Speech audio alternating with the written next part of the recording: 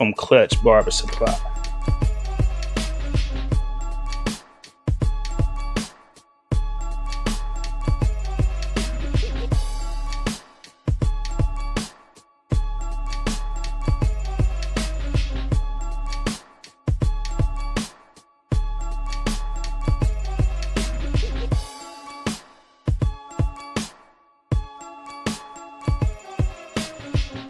T, can you hear me? You gonna play our, yeah, buddy. Got you. Play that intro, right?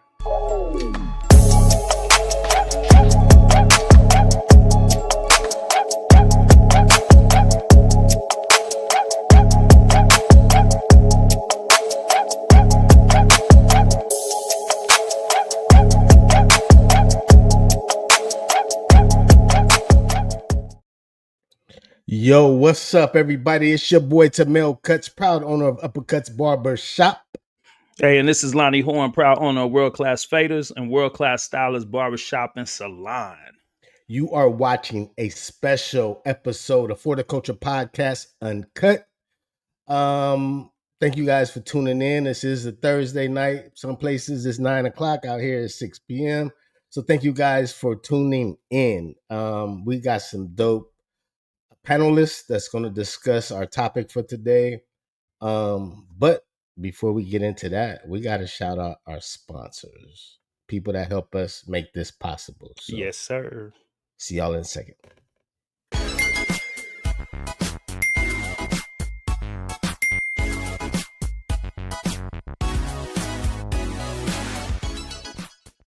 Vitano, vetted talent now. The first platform built to let barbers show their skills, personality, and presence through video. And for shop owners, it's a game changer for hiring. No guessing, no wasted interviews. Just real barbers showing real work before they walk in your shop. Every profile is ID verified. Barbers get discovered. Shops build better teams. Everybody wins. Vitano. Skills speak louder than words. Download now. Available on all platforms. So this is a Barber card. Someone can scan the QR code or can just tap it to the back of someone's device, click the link. Now they have instant access to all of my website links, all of my social media, and my contact card. That is Barber. Barbers Illustrated magazine is the ultimate magazine for the culture, craft, and community of the barbering world. Get stories and insight from your favorite barbers from all over the world. Plus, much more you won't get anywhere else. Subscribe now at barbersillustratedmagazine.com, just $6 a month for print, or go digital for $2.99 a month. Join the movement at barbersillustratedmagazine.com.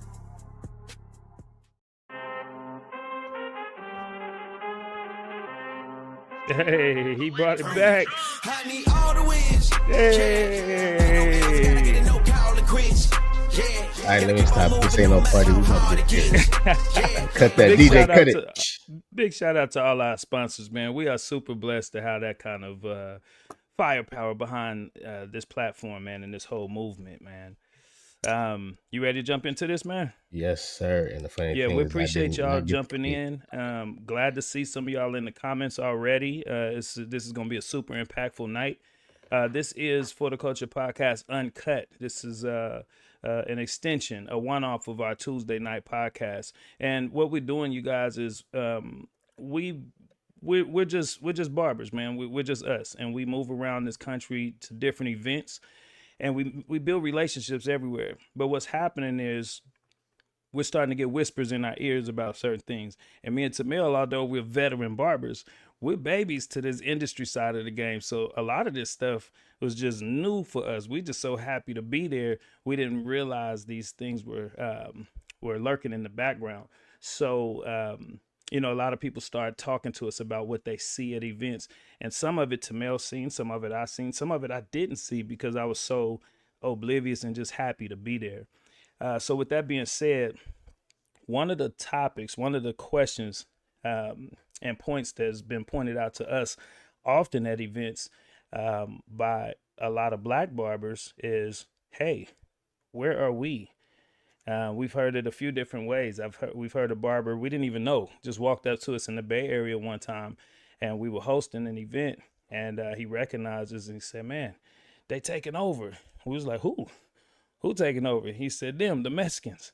And it just it for me, it was just something that I was just so happy to be amongst the barbers and everybody showing love. I just didn't catch it, and that topic had come up more and more.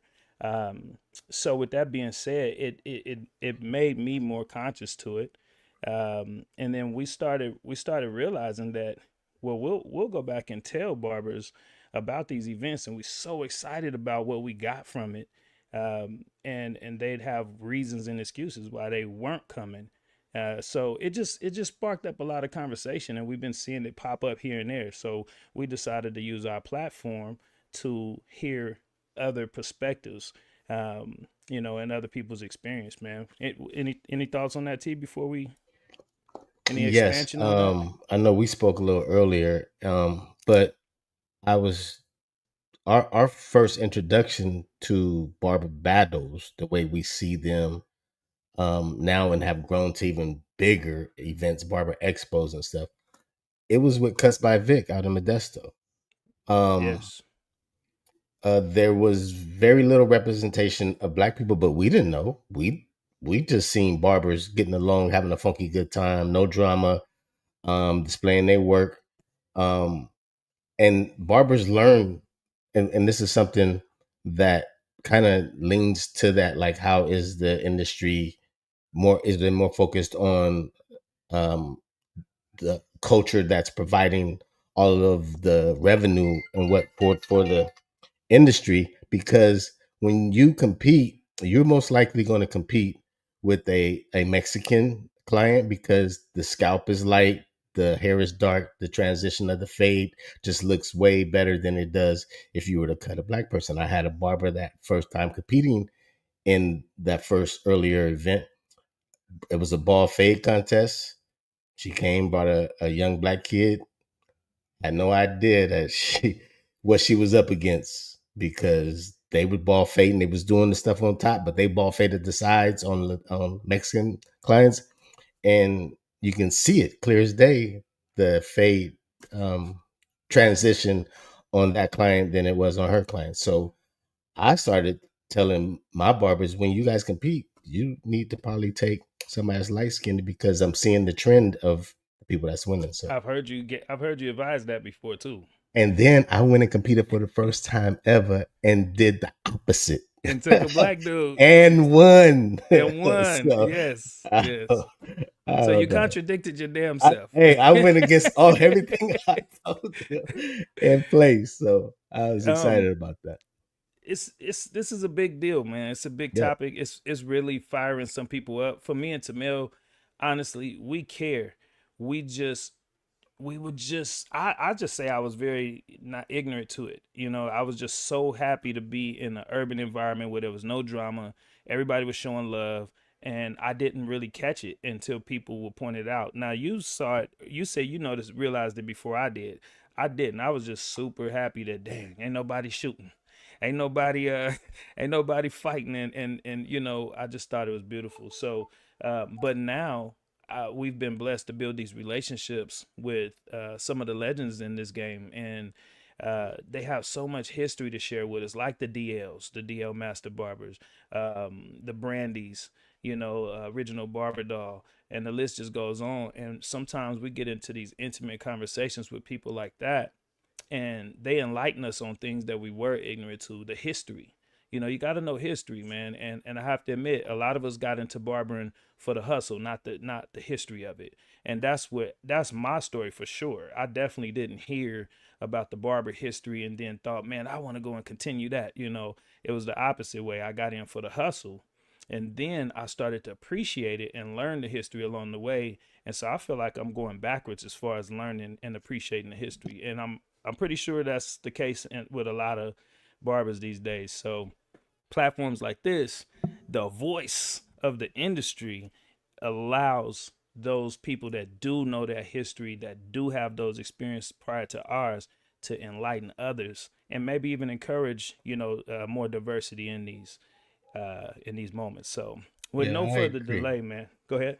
I was gonna say I agree, and I do want this to be an educational moment because I see so much value when we go to these things. The education aspect about it. Like we went to a barber battle and we seen this dude do a arch in the back of a head, and Yes. it was in a taper category. He went to once he did it, me and you laughed like, oh man, he We messed said, that man, thing that up. boy, he about to murder that cut. We said he about to tear this dude up. Man, we turned around giggling for a while. We turned back, and that thing was so blended Yes. that we started going back, and I was doing the same thing, trying to mimic what he did because I was just Yes. so amazed by that. So every time we come back from a show, we be so just juiced up. Either our new clippers that we got, a new product that we got, or seen something that somebody did that we want to try. So those things just keep that fire burning for people that just getting burnt out or just stuck behind that chair. It just makes you it rejuvenates you to come back and just get it in. So I I see agree. the value in so many It ways. gets you excited about your industry Yeah. because we walk back in the shop fired up. Can't wait to tell everybody that didn't go what we coming back with, and we're excited to share with our clients what we picked Yes. up from these events. So we so juiced. We're telling our own teams like, man, you got to go to the next thing, and then you just hear these different responses and reasons why they don't. So we're Yeah. gonna get into some of that with our Let's do guests, it. man. They're gonna share a lot, but we're also this is a conversation, y'all. It's not a lecture or a put down to anybody. This is a chance to enlighten the industry. And I always say this content is evergreen, meaning this is gonna last forever. So what we discussed tonight is really important that we bring the right people to the table, people who are knowledgeable, intelligent, articulate, and that way we can make sure that when people look at this, whether they're on live tonight, whether they're catching clips on IG, or they watch this full thing tomorrow or a year from now, this could be something that can help somebody else get out of that stuck mentality and maybe see value in these things that we're talking about. So with that being said, we are going to bring in our guests, and the way we're going to do it tonight is a little different. We're going to bring them all in and then we'll talk. Okay, so first give me some music, man. These Oh some yeah, special I'm people, sorry. man. I'm just Some sitting up special here. people, I'm man. getting so ready Some to get down with the it's, get down. Hold on. it's some There you music, go. man. All right, so tonight, man, we got some special people, man. I want to make sure y'all understand these people are qualified to talk on this because of their experience and because of what they contribute to our industry. We have Barber Choice Awards promoter and producer and developer, Clutch Barber Supply owner representing Texas, the one and only, man, killing it with the content creation right now, Miss V, coming to the screen. Gonna bring her in there. And Hey then sis, let's keep my music going. it's coming. And then next, man, this lady right here, I remember the first time I met her. Super excited, man. Just hearing her accolades, man. Floyd Mayweather's barber, owner of Iced Out Barber Shops in Las Vegas. Part owner of the Las Vegas Barber Expo, and just a true influence to barbers, women, black women, Hispanic, everybody. She just spreads love everywhere, and she's always showed us love. So our barber sis, the one and only Jackie Iced Out Barber, is on the screen. Thank you. I appreciate this opportunity. Yes, Hey, yes, Miss V, yes. what's going on, fellas? We Hey. waiting on Jay. You guys didn't send him the link. I just sent it to him. Well, thank you. Okay, cool. We ain't gonna get into that, but he's jumping in. You know what? And I can see. I'll give it to him. It's not his fault this time. I can see what it was. Yeah, he about to jump in and mention that. So get ready. It's all good. It's all good. It's Well, good. We take our lumps when we it's gonna get still it. be his Yeah. fault because we were trying. But anyway, he'll be in a minute. So you know what? I'm gonna introduce him on Fate. So this next guy, I mean, in this barbering industry, he almost needs no introduction. This guy, I call him the Jay-Z of the barbering industry, man. This guy, I literally Youngsters came don't know about Jay-Z now. Come on, man. I gave it up to him about a year ago. again, I call him the Jay-Z of the industry, man, because this guy has shared his rags to riches story. He's shared him coming from the bottom to the top. He opens up and pours out into other event promoters all over the country, man. This guy has started something so epic, man. The biggest barber battle in the world next to the LV Expo, man. The one and only Jay Majors is on the screen. Bring him in there, man. What's going on, everybody? Damn, it's dark in here. Yeah. Turn on the lights. All right, man. This is so beautiful, man. We all went through it, huh, Miss V? Right. Right. The mic check and the light check. It's good to have y'all, man. How is everybody feeling?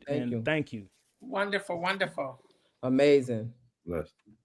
We all blessed, man. Blessed My to be on this industry platform husband just together. got on. That's my industry husband. I don't get points for that one. Shit. I love it, man. I love it. Well, you guys know what we're here to talk about, and the reason we thought you guys would be amazing is because you're all coming from different perspectives, but you all pour into this industry big time. Nobody could take anything away from any of these people on this platform right now and what they have poured in. I'd say you've poured in more than you've taken out of the industry.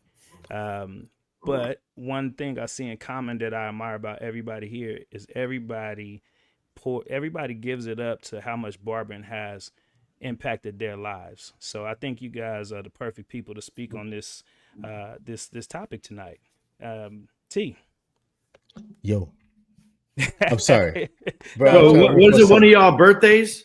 That was my birthday. Hey, it's still my birthday. I got all the way till the brother. Thank you. All the way till the 22nd. So all right. Yeah, happy birthday. That's what I was day? asking you before all the phone difficulties. Yeah, you all good. We all good. Difficulties. We also have another special guest. One of the guys that's really been talking about this lately. He did a big post on it and got a lot of reaction.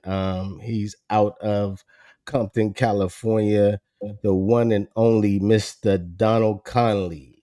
My brother. DC. Hey, DC in the building. Welcome, brother. Good to have you. And DC is on the set shooting with Snoop Dogg, so I already know it took a lot. It's literally, I'm literally running, and I knew I wanted to just, I don't want to take away. Thank you, everybody. God bless everybody. I know it's a very important topic, and I just wanted to just, if anything, just, again, I won't take away nothing, but this is like a very important conversation, and the one thing about it doesn't have to do with one race. It has to do with our culture. And so once we can figure all that out, I mean, I don't want to jump the gun, but I do got to run. I just wanted to say, glad you guys are having a conversation. You got an esteemed panel right there to go ahead with some legitimate ground, and they've been putting the rubber to the road for a long time. Jay Majors, we go back like both flats on the Cadillac. Jackie, you know what I'm saying? That's my big sister. Miss V, I don't know well, but I know of her work and I know what she's done. But yeah, this is an esteemed panel of people that really can speak to it. And and I was speaking with Lee Resnick earlier today, and I was saying how it has a shadow of quote unquote negativity, but let's just be honest. For momentum, you need positive and negativity.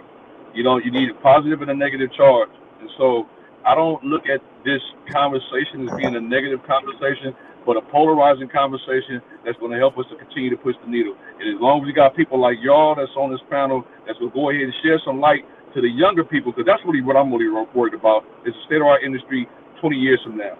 When people are like looking at like, okay, well, somebody said stop going to shows. Somebody said I should stop going to shows.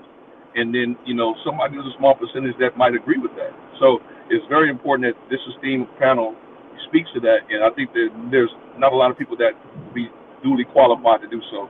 So just saying that, God bless y'all. I gotta run, but I appreciate you, man. That was the perfect. I thank you guys for letting me, spit my pig. Appreciate y'all. Y'all be great. Continue to bless everybody. Thank you. Appreciate you, D. Appreciate it, DC.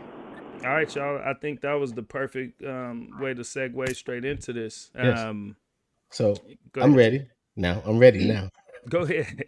So here's a question I want to ask, mainly Jay and Jackie. Do you see the low numbers of attendance from Black barbers? I everywhere. think okay, that's something I just wanted to know if we all acknowledge, or is it just our perspective is that it's kind of always been like this, that these numbers are cool. Well, So Jay go to way more shows than I do, and I will say the ones that I have gone to, there's very little of us, and it is frustrating because the question always come up, and Jay get target all the time, like oh, I don't want to go to the show. This is a white show, and he's always like, how? And my partner is black. So I don't know how we can even mend the gap on that because it is a bad taste in the blacks' mouths about these shows. Why? I don't know. Just listening to people, kind of like how Lonnie was saying, listening to people and they're feeling like, okay, he said it's not a good show, or he said he doesn't go, so I'm not gonna go. I don't know what the tug of war is about, but it really needs to stop because I think our culture is definitely missing out on a whole lot of education, knowledge, and things that can really catapult our careers to the next level. Because I know for me, when I went to Jay's show, and that was in 2017, and that was the first time I went. And the only reason I wasn't attending because if anybody know, I was traveling with Floyd 24/7, so I couldn't go. But once I got a chance to go and really found out what I was missing, like my mind just never been the same. So I don't know if they're listening to the wrong crowds or just not giving it a chance. But I really, really wish that we can really, fix this situation because it needs to be addressed and it really needs to be something done about it. But I don't know what we can do about it. I mean, how much can you promote? How much can you talk? How many shops can you go in? How many DMs? How many phone calls? Like, what is it has to have to be done? So you said Jay gets hit with that a lot. So that's a perfect chance to ask Jay. So Jay, CT Barber Expo, Connecticut Barber Expo has been going on. What is it, 11 or 12 years? 15. This will be my 15th year. Snap! yeah. I remember celebrating the 10th. I didn't know. Okay. I thought we were celebrating the 10th. I thought so Five too. years passed. I thought so too. So This is 14. This year's coming up as 15. Yeah, okay, Gosh, so dang. so you're the perfect person for this question. Then, what was it like back at that time? Were there more black barbers attending early on? Did you see a drop off, or has it always been this way from your perspective? That's a good question. And now Okay, do you see a pickup? let me just put a bunch of things in perspective. Number one, the Bronner Brothers Hair Show in the history of Bronner Brothers Hair Show is all-time low attendance to the point where they've canceled shows.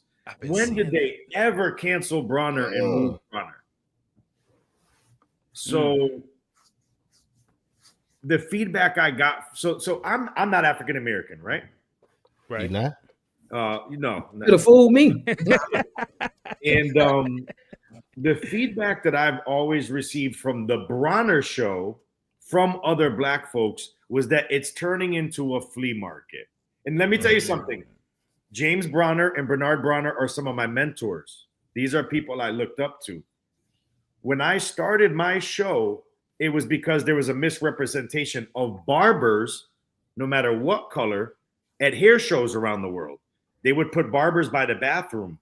They would put barbers, IBS New York, Nori and them would have a little booth, but there would be 5,000 cosmetology booths around them.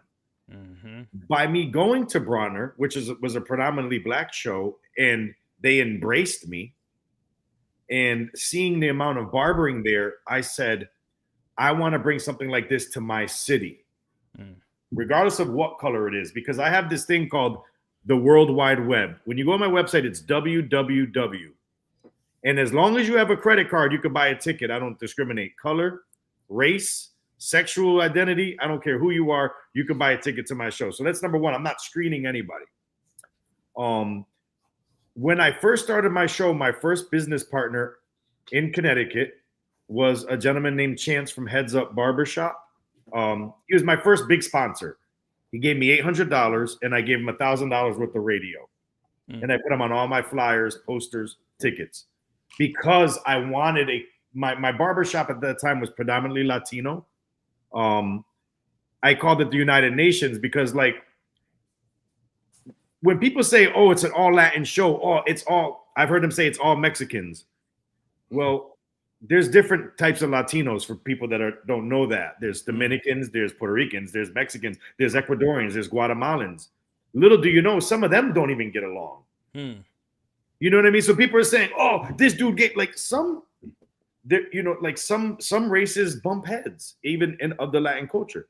So when I started doing the show, I said, let me go in with the largest African American shop in Connecticut, in New Haven County, and the largest Hispanic shop, and we joined forces. It didn't work out well. From what I heard, the guy said, well, I didn't know Jay was going to make money on this event. I don't know why I would work 100 hours a week for 7 months not to make money. But I gave him fair trade in advertising, and we never moved forward with our partnership. Thank God, because we would have done this for years, and there would have been some type of animosity. So I went. It was called Your Barber's Favorite Barber.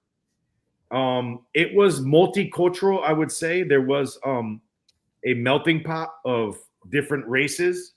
It definitely was predominantly Latino, because my story was I used to do nightclub events, and I would bring a lot of Latin artists because I was cutting one of the biggest Latin artists at the time at my barbershop.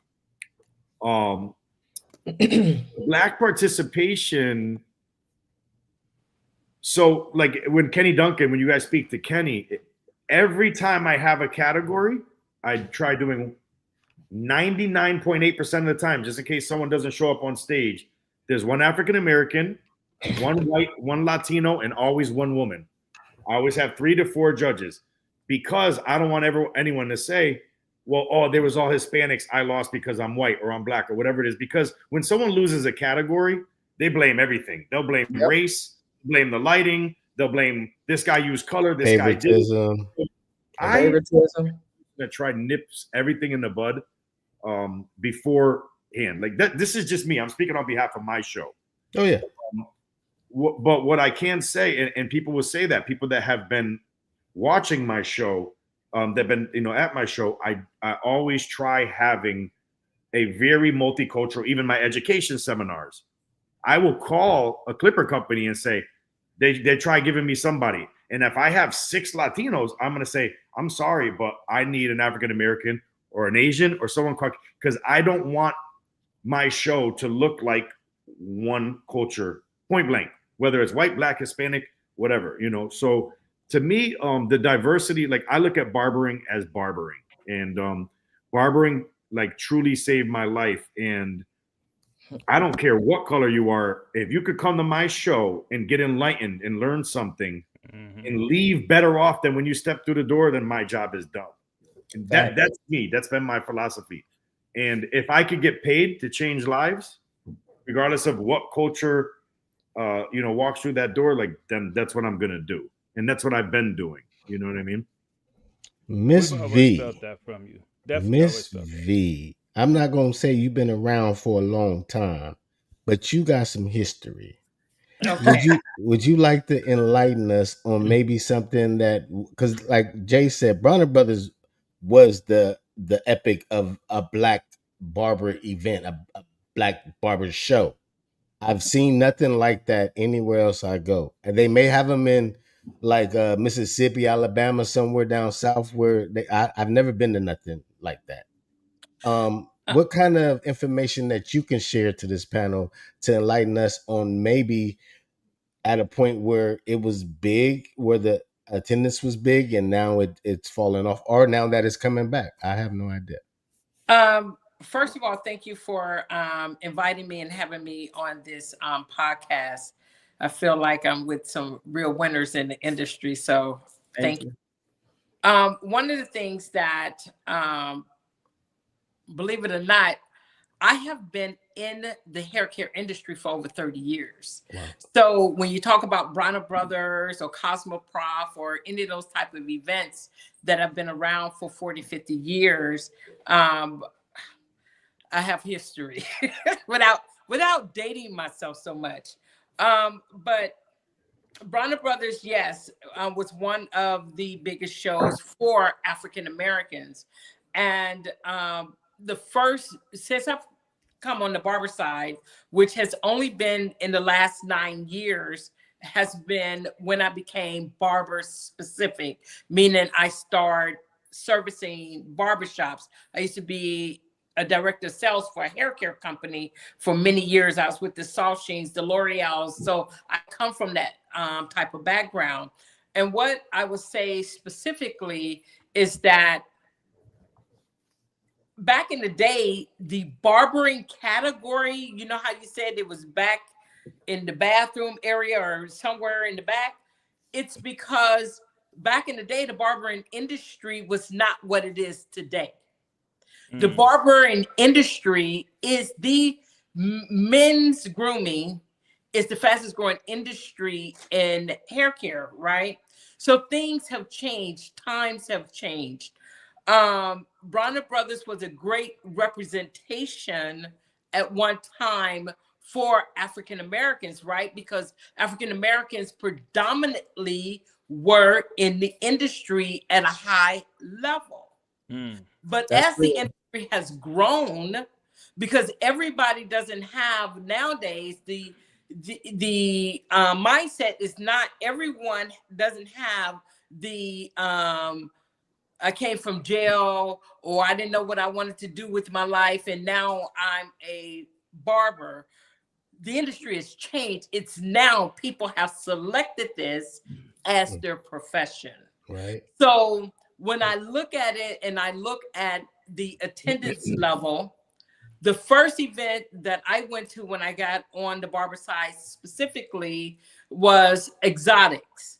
And Curtis put on an excellent show that at that time was predominantly African American.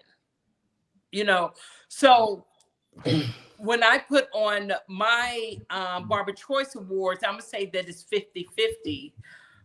When I'm servicing the community out there, I would say that it's 60-40, 60% Hispanic, 40% African Americans.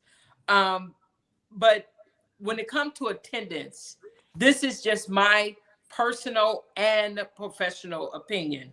I think that it's just like everyone drinks Coca-Cola, right? Or everyone drinks Pepsi.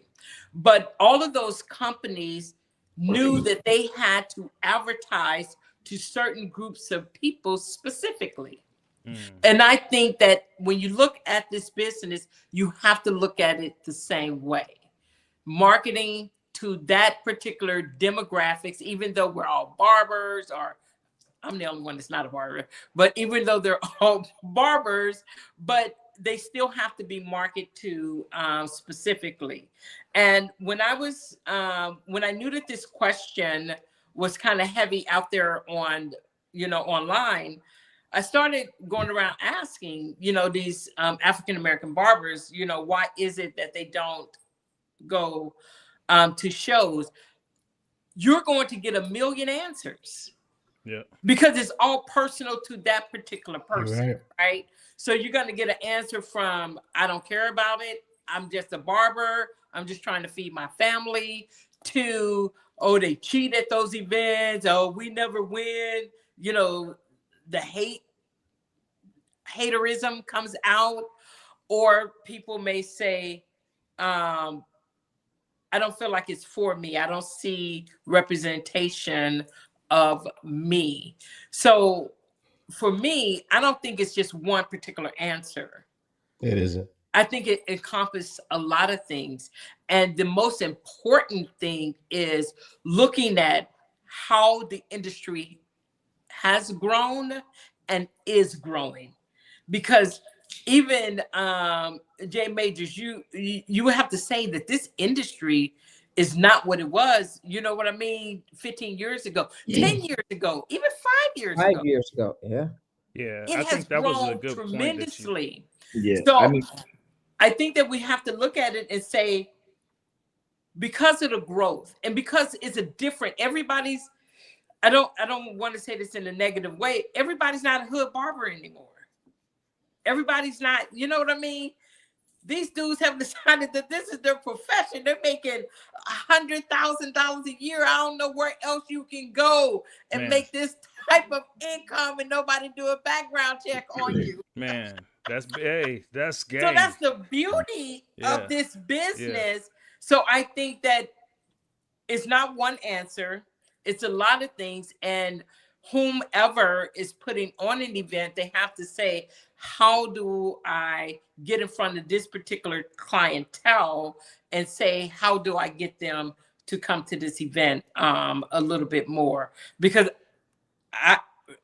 I because of BarberCon is coming up, Lee left some tickets for me, and we're selling tickets to Black barbers. So I don't know. I don't see it as a Black barbers don't come to events type thing.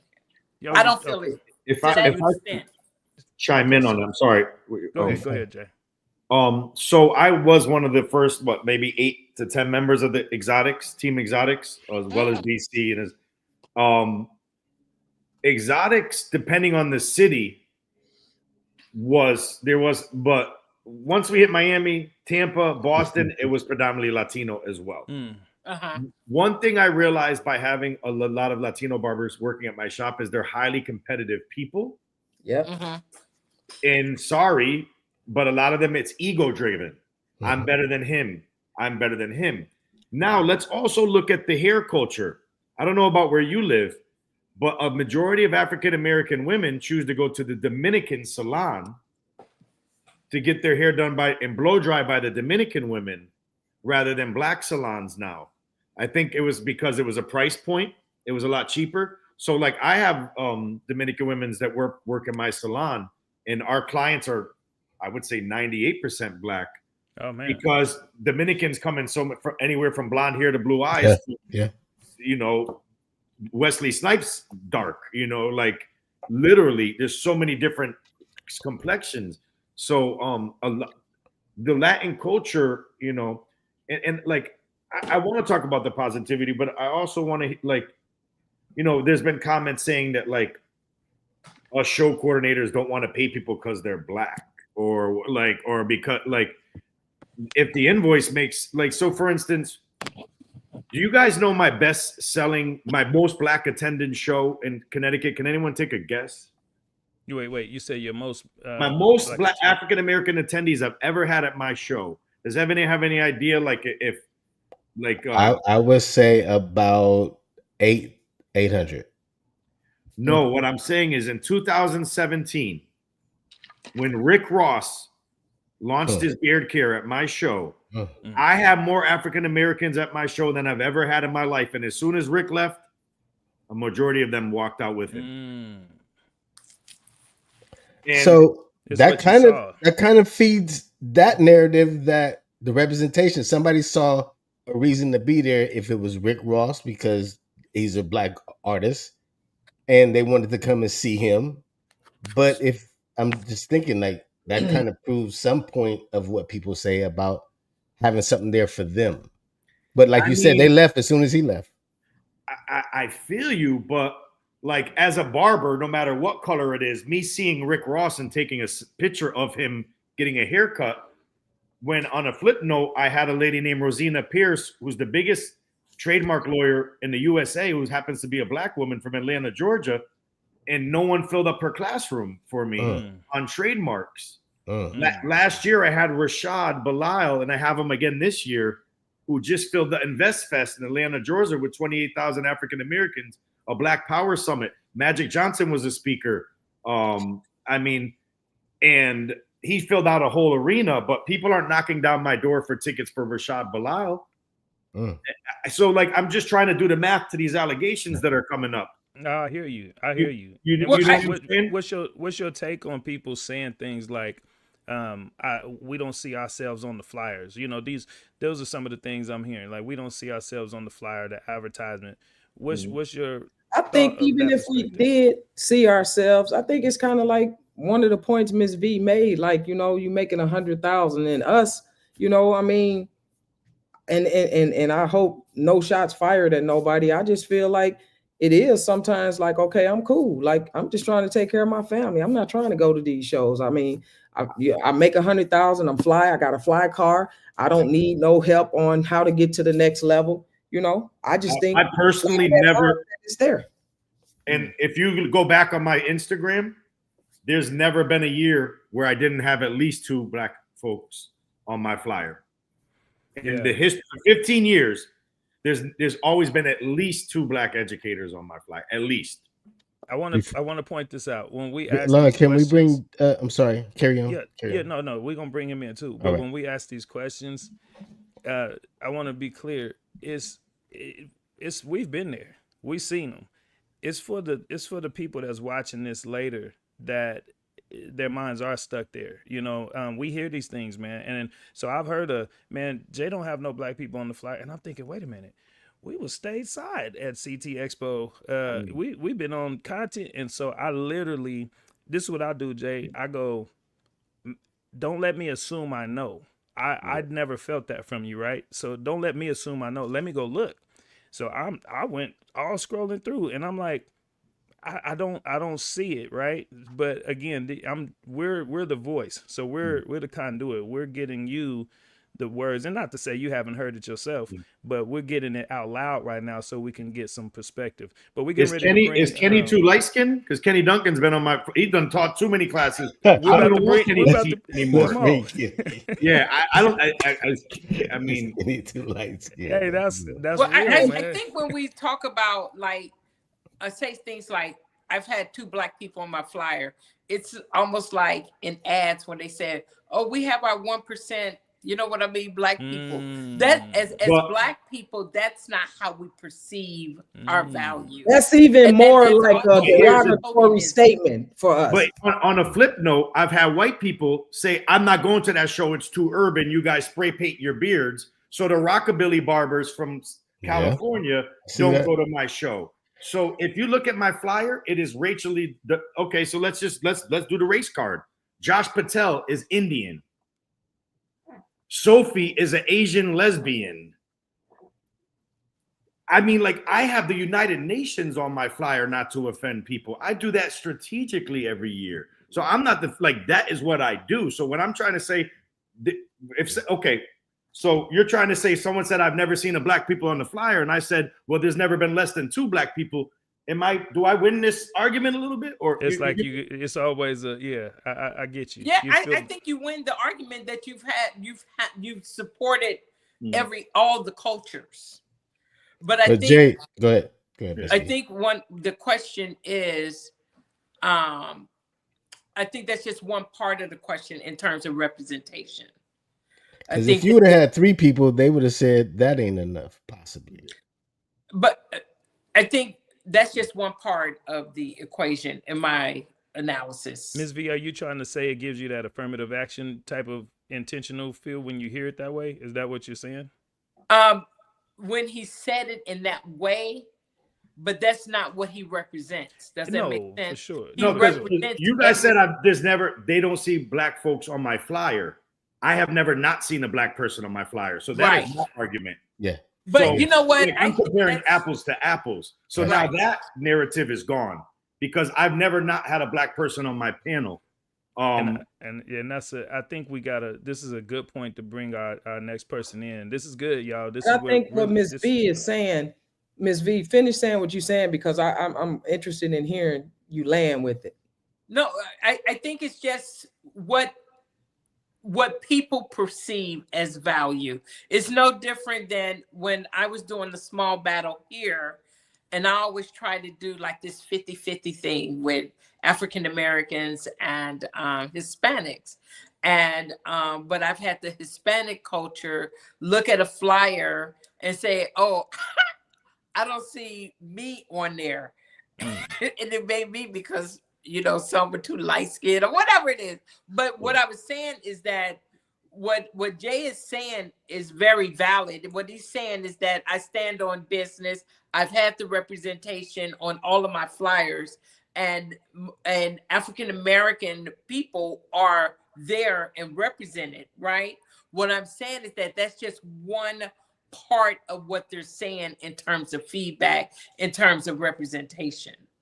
So there's many aspects of why African Americans are not attending battles at the level in which we would like to see them, because I think we're showing up. Hell, to me, they're kind of showing up as the population. 13%. I want to say something. And Jackie, I wanted to make sure you didn't think I was cutting Ms. V off. No, I did. I appreciate it. Uh-uh. We know that there's multiple reasons, and it was kind of coming out in each of you guys' dialogue. And we're going to dive into more of them. I think that response at that moment was just because I specifically said I was sharing one that we had heard recently, and one of them was the flyer. So, and you're right though, for sure, Ms. B. We know for sure there's way more reasons, and that's what we're gonna do. We're gonna dig into them even more, and this is gonna be impactful, man. We're gonna bring in give me some music, man. Give I'm me a going little to something. get it. He deserve a little beat. He deserve a little beat. This man is another one that doesn't need an introduction, man. He's poured into this industry. Every time I see him, matter of fact, our first Bronner Brothers is where we seen him in person, man. He's always educating, always willing to be approached in the hallway. He's an international educator and is educator, and I believe the official Sixers Barber, man. No further delay. We're going to bring our guy Kenny Duck into the screen, man. And Lonnie, I didn't think you were cutting Miss B out. I just wanted her point to get out. And I respect that. I respect it. Thank you so much. Real quick, can I give another accolade? Kenny Duncan's been my lead judge at CT Barber Expo for about 13 years. Strong. So shout out to Kenny. Kenny's not black. Well, he's Kenny can pass for a lot of stuff. Right. Hey, I seen the picture. I was trolling. I did some research. I seen a picture of Kenny with no beard. I was like, oh, he been in this, man. He been in this. Yeah. Definitely been in this. Good to have you, sir. Good to have you. I appreciate you allowing me to share some of my experience Yes. and insight that I want to share on this topic, because it's funny that Jackie made the joke about, well, Kenny's not black, or we don't know what he is. Is because a large amount of my my popularity as it's grown within this industry was because I personally believe that the Hispanic community embraced me as one of their own, for the perspective of like, yo, he look like he can be Dominican. Like that literally was the perspective of why I was embraced. Now keep in mind, being from West Philly, only cutting short textured hair was how I started. And when I'm coming to the Bronner Brothers show where I started 20 years ago, when I won a barber competition there, I got a chance to work with the Entice Company for 1 year as an award for that opportunity. That was in February 5th of 2005. They said the person who wins the competition will be with us for 1 year. And I'm still with them to this year. And the interesting thing is, I'm gonna tell y'all something y'all didn't know. I never asked for a clipper. The Entice Company presented me with the opportunity to be honored for my 20th year with the brand, and it was supposed to be released at the February Bronner Brothers show, because that would have been marked my 20th year. That show couldn't go on because of the lack of attendance. Wow. Yeah. So lack of attendance. So you guys, we're late to Bronner Brothers. We went to Bronner Brothers. T, what was it? I think about 5 years ago. I think it was right before COVID, right? Yes. Bronner Brothers used to do like 60,000 people. Man. Yeah. So for us, we went to Bronner Brothers. We have been hosting events. We host 3 events here every year in Sacramento, and they've been growing and blowing up. We thinking, man, we're doing something. So now we're like, we got to get out here and go to some bigger stuff. We get to LV. That was our first time getting to LV. And then we like, man, we keep hearing about this Bronner Brothers. We got to get to Bronner's. So we went to Bronner's. We super juice. We like, damn, this is it. We finally made it. It's big. It's packed. We meet people from everywhere. What year was Kenny. I want to say that was 9. Is it 19 T or 20? It had to be 19. I want to say it's 19. Kenny, I'm 90% sure it's 19. And we was just coming down the escalators, ran into you, and that was the beginning of us admiring people online and then getting to meet them in person, and then finding out, oh man, he was hella cool. Like you chopped it up with us like we met before. And so it was a dope experience for us. And we were so juiced, y'all, that we telling everybody how amazing it is to be here. But the people who had been going for years, like y'all, they was telling us, man, this ain't nothing compared to what it used to be. I know, right? They kept telling us. We was like, when I first started going, the average attendance for that show was nothing short of 80,000 over 3 days. Oh. Nothing short. And then the booths that were there were all hair related. And Mm. once once once social started to take over globally, all shows started losing attendance. Mm. All of them started losing attendance just because instead of you used to have to wait to actually come to a show to meet your favorite barber, hairstylist, etc. But now you have opportunities to have direct relationship with them through online academies, etc., on YouTube or whatever. So that has an impact, but it still doesn't take away the power of a handshake. Doesn't take away the power of that in-person communication. So there still would be us to come, but the challenge will be there's always other things that we're fighting that comes into this store. So when we talk about this conversation about, hey, why don't black barbers attend barber events? The reality is, historically, there's always been a disproportionate as far as the attendance. And I can speak to a few of them. Now, a lot of it doesn't even have to do with whether it's a barber show or a hair show. We're just talking about culturally how much we support, period. Like Mm. culturally, there's certain things that's within us You're that right. if you're typically in a space where you're trained just to figure out how to survive, there's nothing that says going to a hair show that's helping you to survive. That's a move that helps you thrive. You follow me? Yeah. Most of the shows that I've been attending, honestly speaking, it's been in the style barbershops and hair salons that are commission based that build education into their structure. They're always paying for education, period. But if we're talking about a large amount of the booth rental systems that take place in the urban barbershops, it's not a mindset of education first. So Mm. we only come to the events because of the battles, not because of the education, because we're not trained to believe in we gotta consistently always invest into education and all that. So once I develop my clientele and I'm thriving off of it, what do I need anything else for? Damn. Okay, so So I've what? never heard that broke down like bro, that, but it makes because so here's the much thing. sense. Now, here's the reason why I can speak to this one. There wasn't nothing you guys talked about that I haven't been there to witness my own eyes. Mm-hmm. Mm. I've judged more battles than anybody I've known because I've helped Major League Barber do over 50 shows, helped Exotics do over 100 shows, and Jay Wow. just told you that it's been 11 shows that I've been a You part judge of that. for him. What's your response to that one statement we hear? We're not represented on the flyers. I just would love your perspective on that. Well, truth be told, I don't know if everybody views me as black. That's one of them.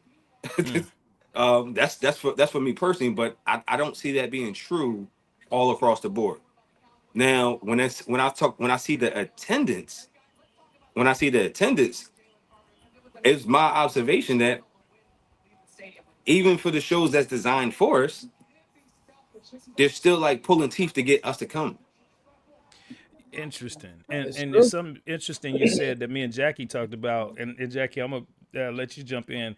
Me and Jackie were talking on a totally separate conversation about how we would like to see the diversity increase in just in general, like period. It's just better with more of us there. But she and I talked about how we're not going to push away the fact that we actually get a lot of love from the Hispanic community.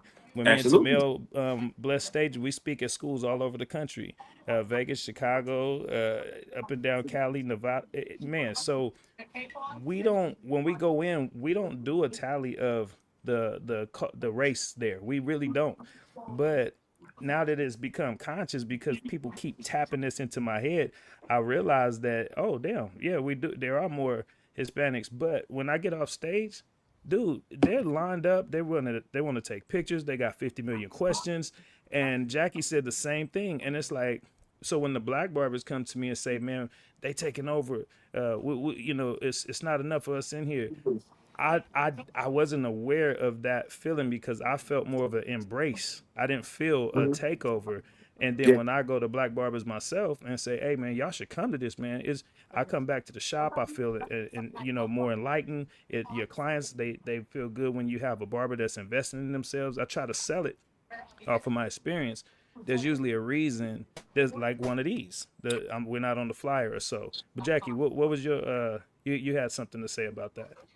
Yeah, I said the same thing. Like my biggest fan base is Hispanics, and if it is us, it's not shown as much, it's maybe a silent fan, or somebody like you in private but can't celebrate you in public. You know what I mean? Because of the conversations that may Mm, be held. And I just feel like I'm saying with me, I was embraced. Like if you take Jay, he and I have been partners and friends for many years, and he embraced me. And once I went to the show, and all of the barbers that was there, they were Hispanic, and that's what I gravitated towards. Not mm, just because, I'm not seeking or looking for us. We weren't there, and the ones that was, it was I met a lot of us that was there, like you, Kenny, along the way.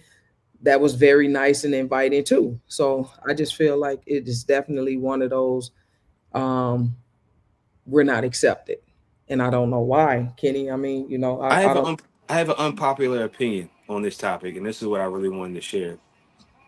If if someone was to order a package from Amazon, and you tell Amazon that you want it to be delivered, and you know it's going to be delivered on the Tuesday, but you never make yourself available to pick it up on that Tuesday. You leave it mm, outside for a whole week, and mm. then somebody come and pick it up.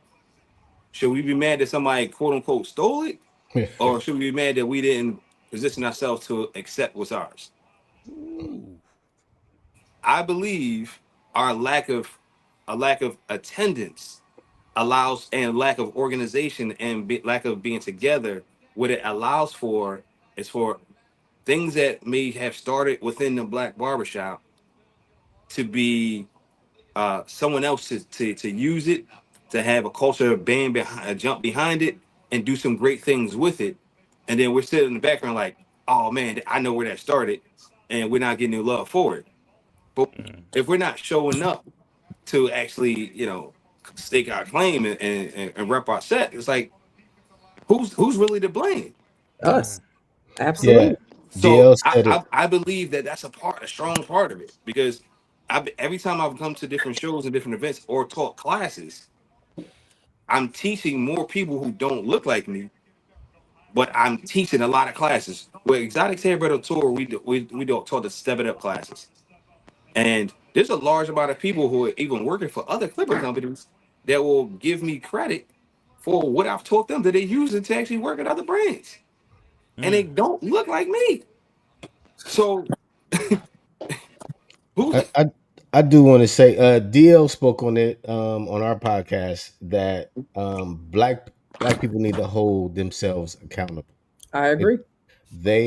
they're not showing up for whatever reason, they make it so it can be. Comfortable. Yeah, Comfortable. That's yeah, one of them. yeah, because they're not on the flyer. I heard one black barber say something on another podcast that when it comes to competitions, we don't cut straight hair, or we're not good at cutting straight hair, or some barbers might not feel comfortable cutting the straight hair because that seems to be most of the competitions where you got to cut some straight hair, and they don't feel like they're equal to or whatever. Whatever case, I could tell you right now, Maybe have an I've afro. Maybe have an afro. I've seen and witnessed That'll work. Rick the Barbers on here. I seen my boy Bubba Cuts. I seen a Man, lot of talented black barbers go to these events and place and win and take trophies.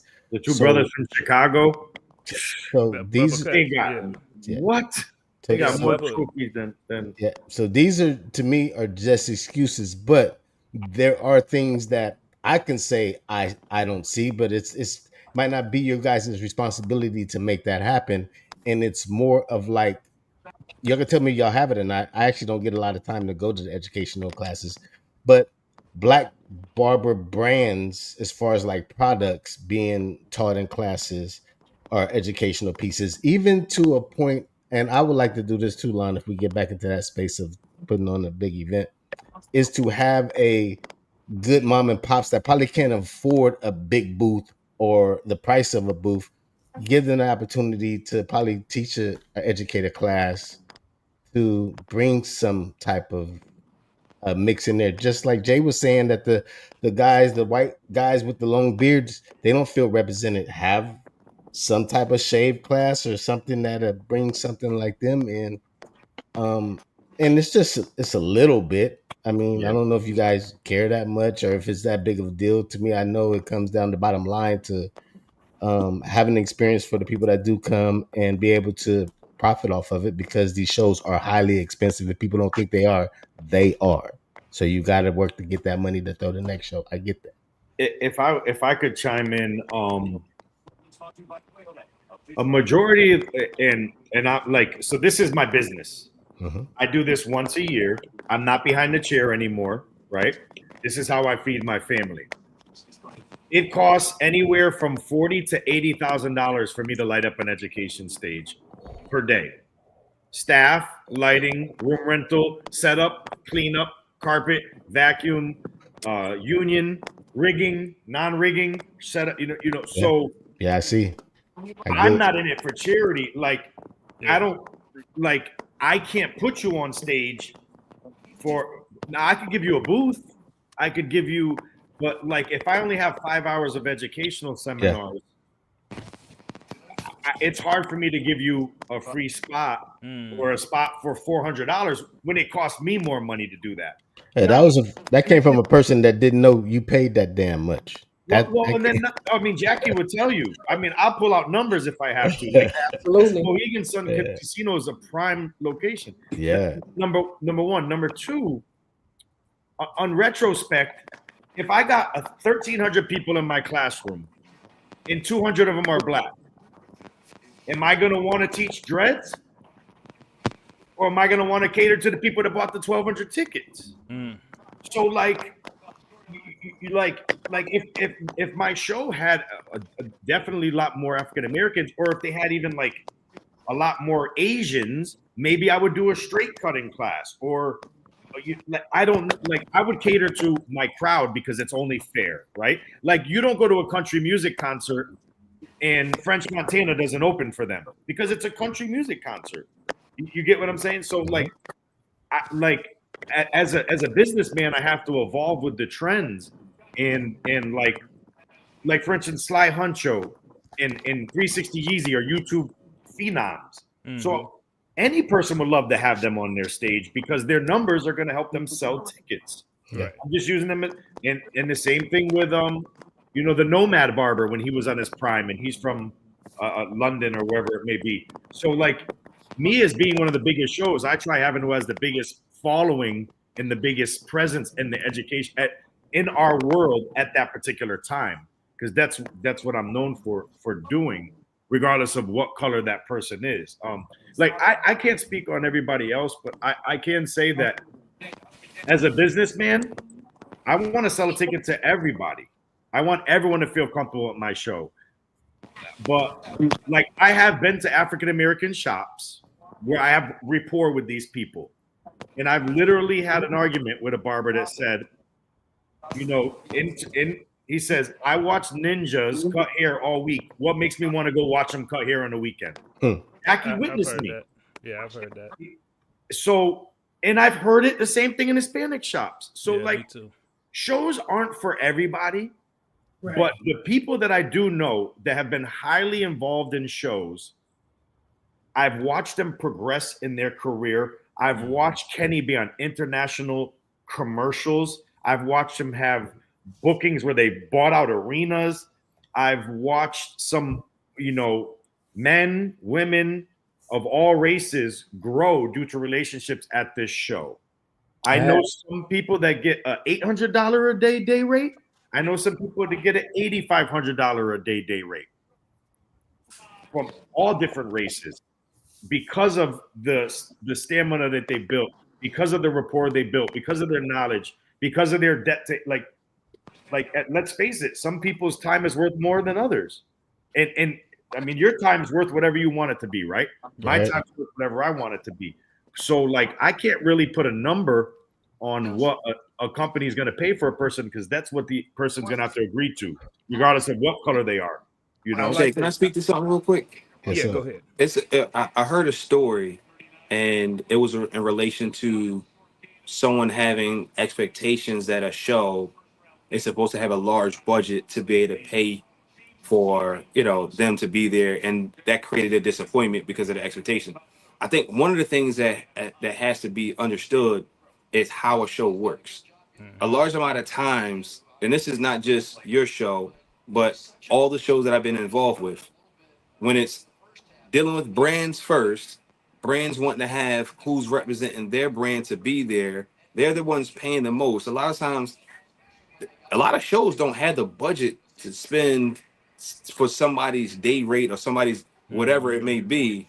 That's usually handled by the brand that they represent. They're being represented by. On occasion, you will have somebody with that much star power that garners the value to a show for somebody to be paid an extreme amount in order for me be a part of. But they're going to add that much value to the show based off of them being perfect for that demographic. I don't know too many people outside of the superstars that actually fit that mold for us to say, okay, this is what somebody needs, and and nobody gets mad if you realize that you're not a good business fit. Like nobody gets mad. It's just understood, and I think that's a part of the challenge that we're having here is people not fully understanding how a show is actually run Yes. behind the scenes. We're spitballing declarative statements without having full context of what really takes place and how things are really dealt. And I think that becomes a part of the challenge. Now, one other thing I want to say, I have a question for Jackie because it's on the same.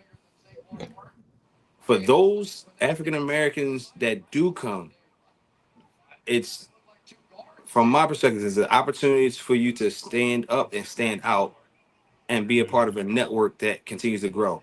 My relationship with Curtis Smith started just solely because we are at a show, seeing lack of representation, seeing each other was like, oh, you here too? Bet we gonna connect.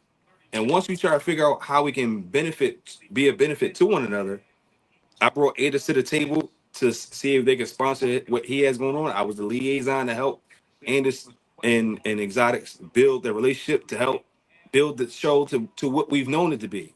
Because the very first show that was done was nowhere near the heights of what anybody has seen it. And I've been a part of that whole story to see it all. But I was motivated because I said to Kurt, I said, hey, listen, I've seen you be able to acquire high profile clients and keep them. I want to know how it is. How do you do that? Give me the insight. And I believe a fair exchange is no robbery. So I come to the table and say, yo, how can I help you? And he let me know how I can add value to him. He let Mm-hmm. me know how he can add value to me. We became a benefit to one another. And fast forward to this day, I've been working with a large amount of high profile individuals because of the insight that I got from my mentor that gave me insight that was invaluable. Like people say that barbers are only supposed to stay hot for anywhere between 5 to 6 years, but currently this year, I'm having a Hall of Fame career just for this year alone. But people give me credit for stuff that was years ago. But I only can do these things based off of the insight that I've gotten from several different individuals that I've built relationships with at these shows.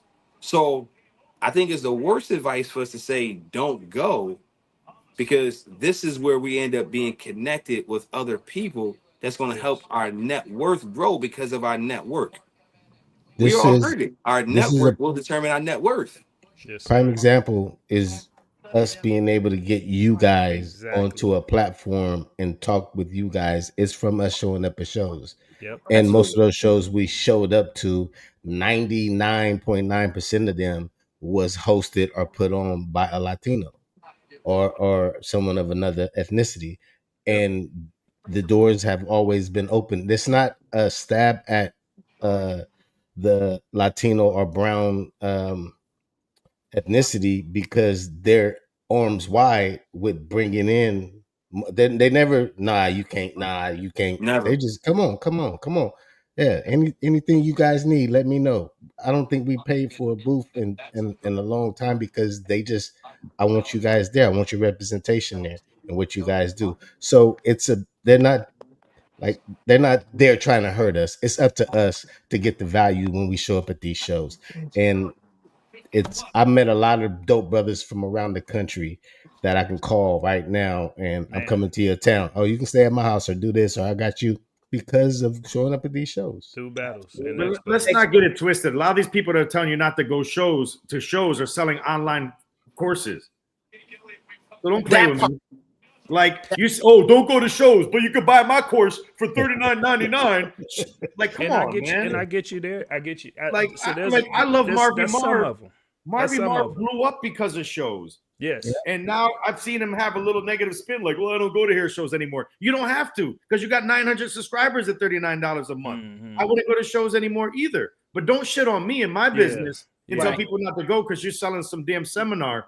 Right. You know what I'm saying? Like, come on, man. And I hear you with the influencers, and then some of this though we're talking. In my mind, we're all talking to different people. In my mind, we're talking to. Everybody says let's focus on the newer, younger barbers. We've learned that that's the route we have to go because we got to get to them before they get the bad thinking and bad habits. So we visit schools for that reason, but we still talk to the community barber because there's no age. Just like we talk about, there's no race limit, there's no age limit, there's no gender limit, there's nothing, no limits in this industry. But for some reason, different groups have these limitations in their minds. So I even focus on the veteran barbers. I'm like, dude, do you know how much value you would bring coming to an event like this? Do you know how much value you would bring coming to getting what is technically continued education? I'm in real estate. You have to stay, you have to do continuing ed every 4 years. Barbering, you got to renew your license every other year, but we don't learn new shit. So it's like, well, just imagine if you just, this is your continuing ed. You go here, you take a class. It's going to make you think differently. So I just want to be very clear that, we do target the newer barbers because they're easier. It's like kids. It's easier to catch them before their minds get polluted. But I'm always speaking to the veteran barbers too, because I think they're missing out. And that's where a lot of the continued growth is stopping with them right there, because they sometimes it's pride, y'all. Sometimes it's pride. They just like, I don't want to go out there and compete and or be the old dude out here or compete and lose. And we'll tell them, or compete. I don't got to show nobody what I could do. Go get content. Go meet somebody. So, Jay, you pointed out something real big, and then Kenny piggybacked on it. And I really like that y'all touched on this. Business. That word business alone. Y'all got to realize, man, barbering has been a hustle for a long time, not a business. And so you have so many people that are still looking at it as a hustle. And I feel they're getting left because now it's shining. We're on every commercial, we're on every movie. Barbers are everywhere. I've done a Google commercial. I've done all kind of stuff with just through barbering. Let's move over. There we go. And so we see the value, and so we're so excited. We're trying to get other people to see the value. But when you two touched on the business part, you sparked a light bulb in my mind, something that we realize being shop owners. We go to schools. Hold on, we go to schools, and a lot of times we'll ask people, why did you even want to be a barber? And the answers are cliche. And they sound cool, but they don't really mean nothing in real life unless they're really moving on it. One of them is, I want to be my own boss. I want to make my own hours, and I want to do all this. And then Tamel will tell them, that sound cool, but the tricky part is really doing it. You'll go work a 9 to 5, and you'll give them more discipline than you'll give yourself. 2 15-minute breaks, your 30-minute lunch. Wear what they say, wear, show up when they say show up. Tell my barbers that all the time. So what I'm getting to, y'all, is it's this topic that we led with, y'all. It wasn't a clickbait thing. It was something we keep hearing, but it's really dialing into way more issues that is causing this. It's more than black people, you know. But a lot of it is not understanding the business mind. We seen Jay. We were back there helping Jay set up the Grammy Awards the first day we went there, helping to put the chair on. Man, they got cranes. They got dude, and you're spending money on this all year long. But do you understand how hard it is for them to fathom that if they can't even fathom the fact that they have to go and get their own clients because they're an independent contractor? I mean, if I could chime in, right? Yes. If I was to get paid what I put into Connecticut Barber Expo, I'd probably make $1.20 an hour. Straight up. The amount of hours I put into that show, number one. Number two, like I talked to Jackie about this before, and the shows are more for the OG. If you're fresh in school, you should already be inspired. If you're a certain age, you should be inspired. The OG that doesn't know that cordless clippers actually work because they're out there. The Man. OG that hasn't remodeled his shop. The first shop I worked in still hasn't been remodeled, and that was 27 years ago. The chairs are leaning. You know what I'm saying? Like it still smells the same. I probably still got like a business card in the desk, in the front desk. You know what I'm saying? So like the OG barber that needs that battery in his back, that's fed up with clients, that's living this. And let's face it, even DL says, like, I forgot how many percentage of barbers retire broke. Man. What, like, how many barbers have you known that have a Mercedes but have a GoFundMe? I just seen it. They got a GoFundMe for their $10,000 funeral when they die. Yeah. Damn. So, like, Yeah. like this is, to me, like that's what I preach in my classes. And there's nothing worse than I see a barber that gets a job at Home Depot at night stocking shelves.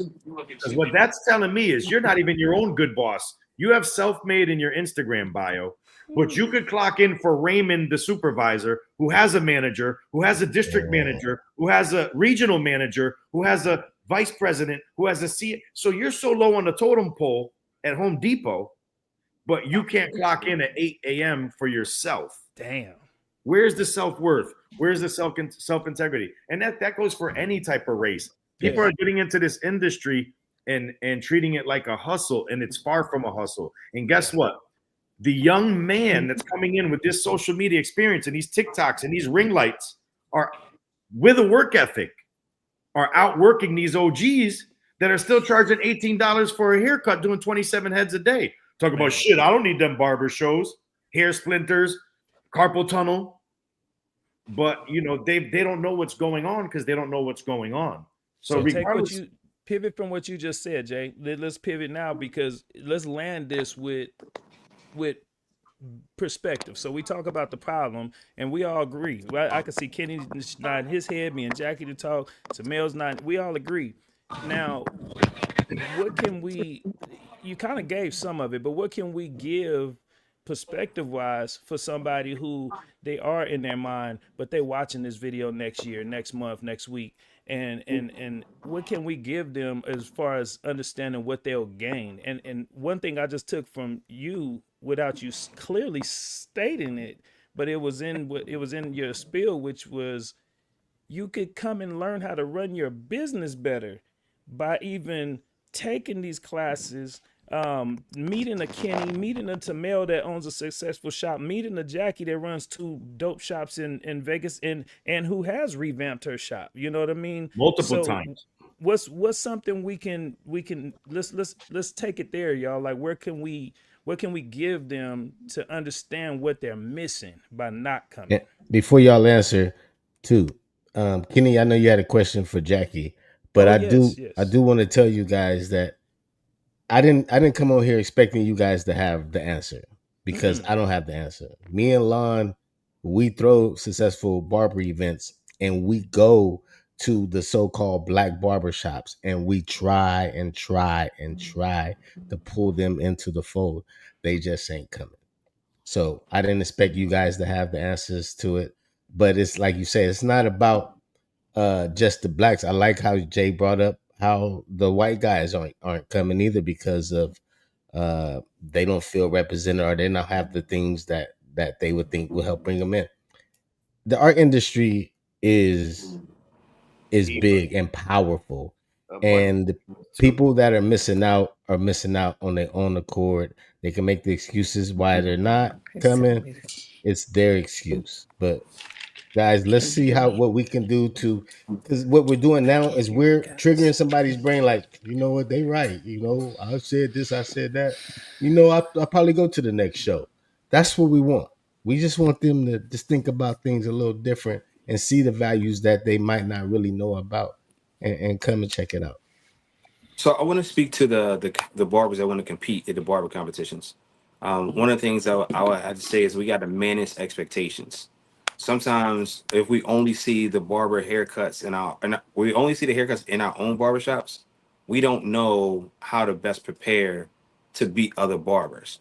Unless you start coming out to the shows to see exactly what's being done, then you become empowered with the right information and how to prepare with the right model and the right look for that particular person to be able to stand out and allow it to be better than the rest of the barbers at the show versus only beating out the barbers in your barbershop. I've seen many people come to compete and then they're disappointed because they're locally known as their best barber in their city, but they weren't the best barber in this show. And that's a hard pill to swallow.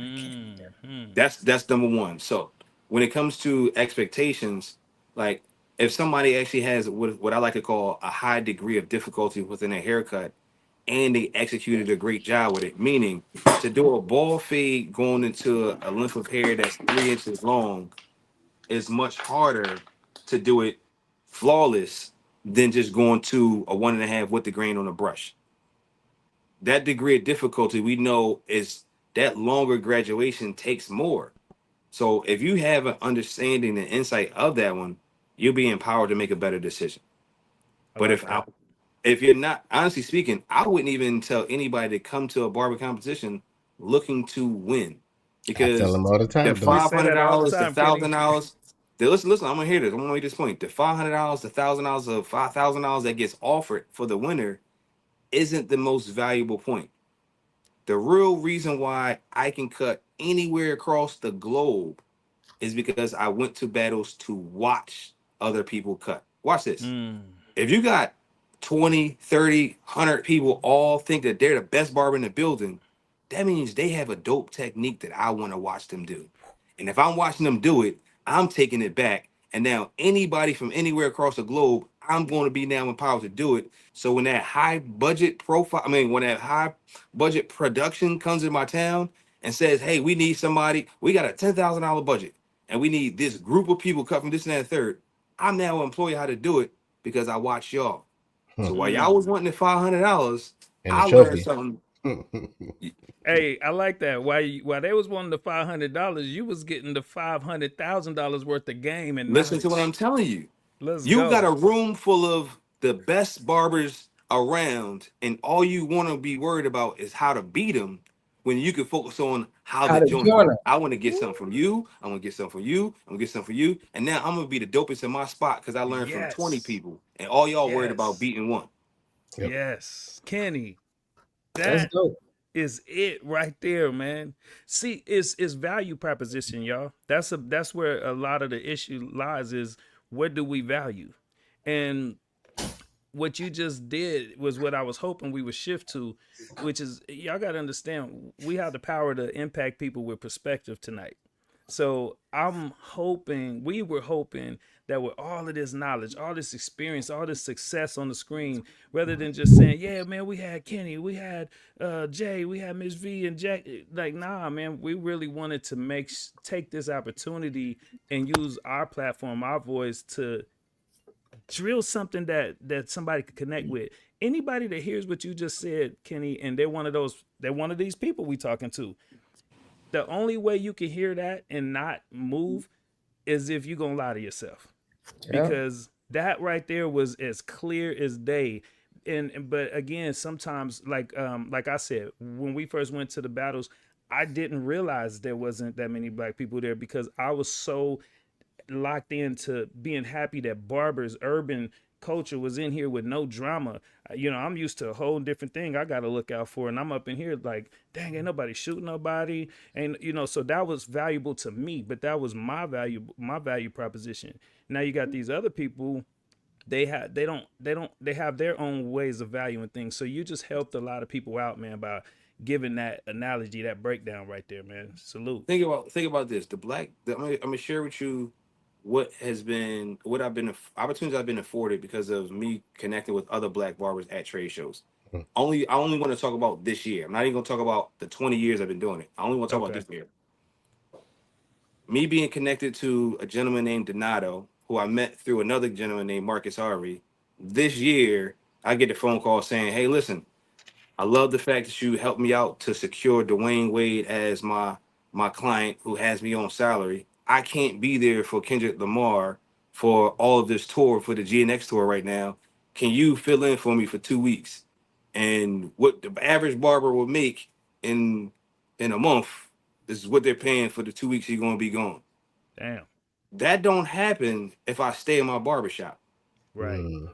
That don't happen. That's on my jacket this year as a result of me connecting with a barber that has less than 10,000 followers, but he's somebody who I shook hands with at a trade show, built a relationship with. Now he's locked in, and I'm only talking about what's happened this year.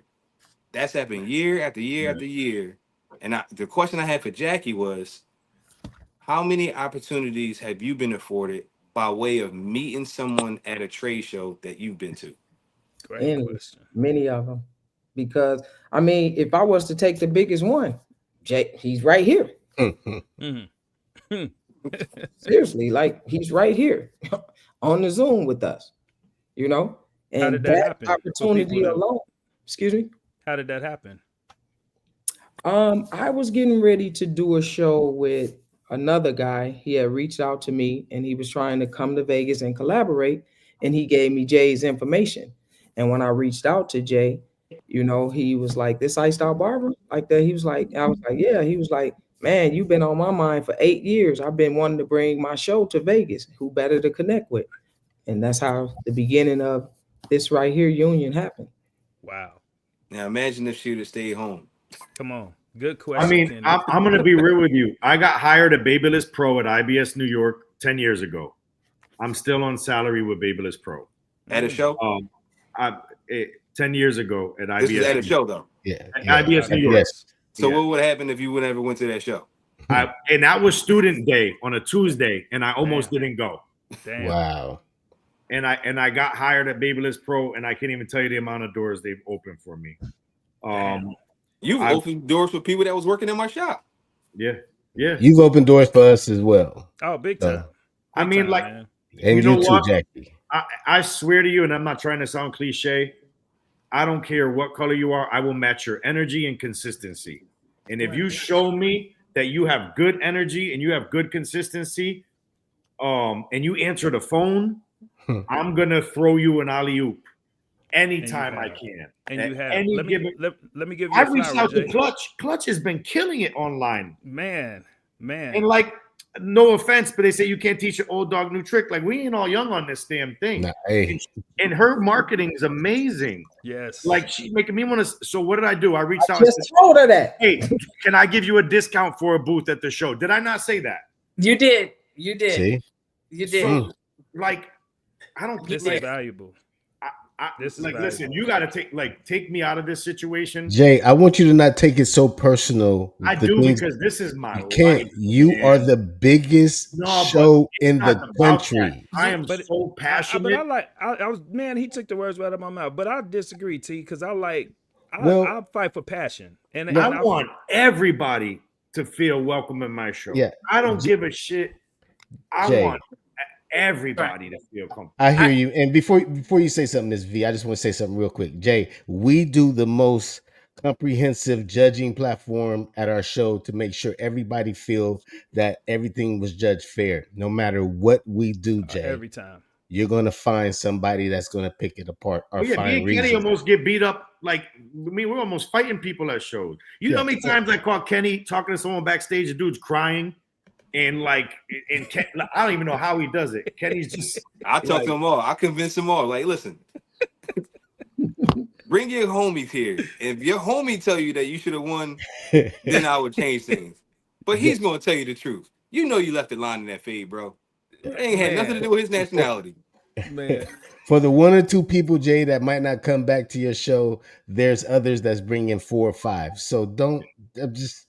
You're going to take these hits because you're the biggest show. How could you not take something passionate like when the amount of man hours I take away from my family? Yeah, I get that. Like, but you're going to be fighting that demon all the time because it's going to always be something. I get what both of y'all going into. Mel is saying for your own sanity. Like, he's saying you can do everything perfect. You can check everybody's boxes and it's still going to be there. And I'm like right in the middle because I feel I get what he's trying to deliver, but at the same time, I hear that passion. It's like, dude, I'm listening to y'all problems and I'm literally throwing a bone to fix it every year, and it's still a problem. But I will, to jump on to Mel's side, Jay, I will give you this flower, man. We would be right before we went to our first CT Expo. And I thank you online and on air in public right now, because that was a game changer for us. And you didn't even have a vendor booth for us, and you put us next to the stage. That was unheard of. And for our podcast to be there, it just gave it like international exposure, not national, international. And so one thing that people told us before we went, it was crazy. We kept asking, what's so big about CT? What's so big? We keep hearing we haven't been yet. And a lot of our peers are super successful in this game. And they've all told us that when I went to CT, it was the pivotal point in my career. Everybody, so we started this thing. What's your CT story? What's your CT story? And everybody had it. And so Can I get copies? Can I get that footage? Hell yeah. I want to see that. Yes, Yeah. I promise you. Yeah. And then so one, we witnessed one. So for one, we were pushing and grinding on our own. We've been building relationships. We chase relationships, not money. So that was a big thing for us. But when we got there, we witnessed it on our own, but we saw somebody else. We saw Prince, the Fit Barber, and I think he was on here earlier. And he had a rough little situation, something that happened, man. And then we kind of pep talked him in the hotel. Man, the next day he went and grinded his ass off and got a damn endorsement deal that day at your expo. And this is a black barber.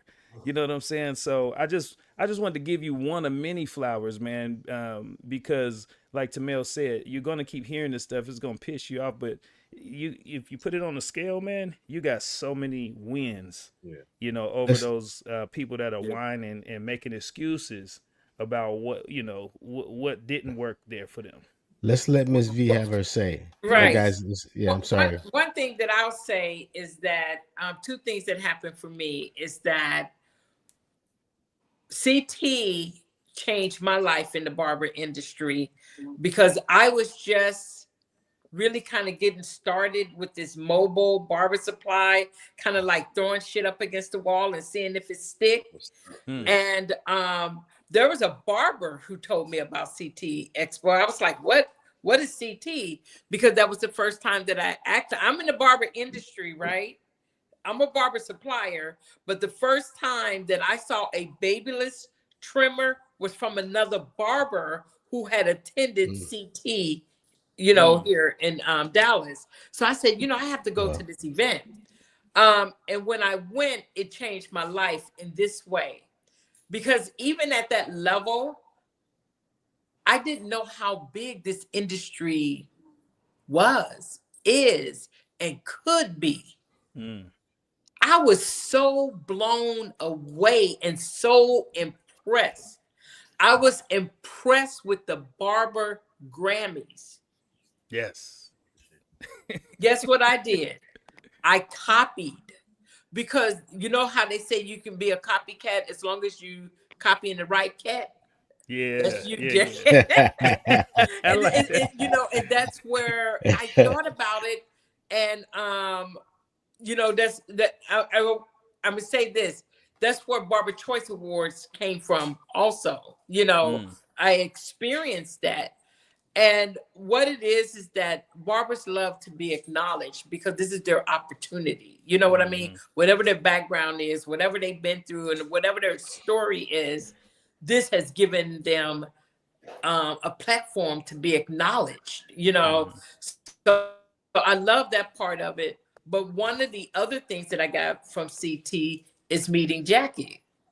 And we just had a little conversation my first time, just coming up to her, and she gave me some samples of her product, and we connected and, spoke a little bit and that sort of thing. And so for the barbers that are out there and listening and not understanding like how going to events, going to battles, you don't have to battle, but be in the room. Yes. Be in the room. To me, be in the room. Be in the room. Because you want to see, you know what I mean? Yes. If you want to be great, everybody doesn't, everybody's not going to be a superstar, but damn, be amongst the stars. Does that make sense? Hell be yeah. amongst greatness, because all it does is propel you. It inspires you. It motivates you. Everyone that I know of that has come back from CT, it changed their lives. It made them go harder. You know, so as a barber supplier in Texas, my commitment to the industry is that I'm going to make sure that I bring people to CT next year. I think if you don't experience anything else, you have to experience And LV. at least one time in your I life. got you, Jackie. I already bringing a group to LV, but I mean, Okay, but it's all right, true. I got my girl too. I just don't want people to not. This industry is something different. Yeah. This is the time. There's not going to. We don't know what's going to happen in 10 years, but this industry is getting ready to create at least 100 new millionaires in the next 10 years. I knew that's what was coming out your mouth. People have to decide if they're going to be amongst that. Who's going to? I'm trying to be it. Does that make sense? You ain't trying. This you is in there. the time. Yes. This is the time. The industry has never been what it is today. It has never been. It has never been. And this is when we pass the offering plate around because she's taking us to church. Hey, Miss B, I'm gonna tell you straight up. I'm so glad you couldn't say what you wanted to say. Everything was cutting you off and all that technical, because what you just said was so timely. Yes. And it was so necessary, and everybody is gonna be able to hear that. You just you had something. I'm sorry. You just gave them the whole bigger perspective of what the industry is doing, and to put yourself. So we got this advice that you get in all these self-help books. One of them is put yourself amongst people that are doing what you want to do. And then so a lot of people that are stuck in a low mental place, they'll say, well, I don't know how to get around those people. Right. You just pretty much told them. Right. I love how you did that. You just told them you're missing one of your opportunities right here. Right. Here. Be in the room. Go to an expo. Go to an education class. Go to a battle. Go, and then you did it. You invested in yourself, and you put yourself around that. That's beautiful. Damn. I have a challenge. I have a challenge for anybody out there. I don't care what ethnicity you are, but I really do want to see more Black people because I'm Black, and I know how much we beat up on each other that we miss a lot. I challenge anybody just go to one. Stop making excuses. Go to one. Good one. Go try one, and then come back and tell me all the bad things about it, or tell me all the good things you got out of it. But at least go to one. Go ahead. I just want to give a quick closing statement. And Kenny could probably attest to this more than anyone else on here. The era of these large companies using influencers to push their product is dying. Everyone's moving to direct to consumer and Amazon, cutting out people like Clutch, cutting out people like Jackie selling straight to the barbershops, not the consumers, and cutting out us barbers. Now, since COVID, the world went from brick and mortar to click and order. Hey. Division has been more than everything. Who's Democrat? Who's Republican? Who's Kamala? Who's Trump? Who's gay? Who identifies as a steering wheel? This world has been transformed right in front of our eyes. My son rather order McDonald's from Uber Eats and pay $65 than go spend $10 to go up the street to get a burger. Right.